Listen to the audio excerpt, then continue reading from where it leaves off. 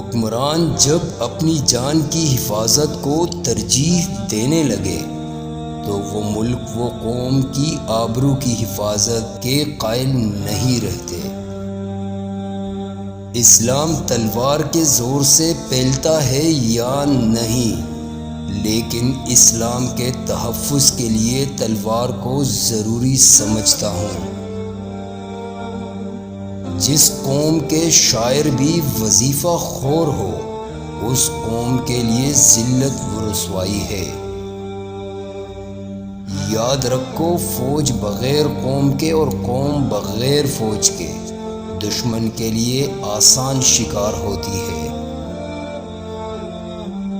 دشمن سے پہلے غدار کو قتل کرنا ضروری ہے۔ ایک جاسوس دشمن کے پورے لشکر کو شکست دے سکتا ہے اور ایک غدار اپنی پوری قوم کو شکست کی ذلت میں ڈال سکتا ہے۔ جس قوم کے نوجوان بیدار ہو جائے، اس قوم کو کوئی شکست نہیں دے سکتا۔ دفاع کا بہترین طریقہ یہ ہے کہ تم دشمن کی سوچ سے بھی پہلے اسے دبوچ لے۔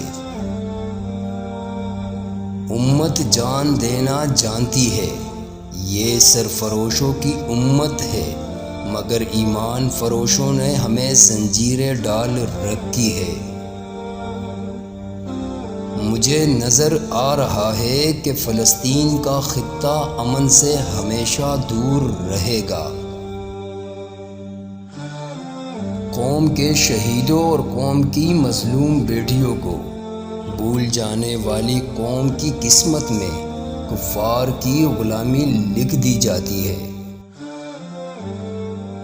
مجھے یہ نظر آ رہا ہے کہ دشمن ملت اسلامیہ میں غدار پیدا کرتا رہے گا، اور وہ دن آ جائے گا جب غداروں کی گردنیں مارنے والے دشمن کو بھی دوست کہنے لگیں گے۔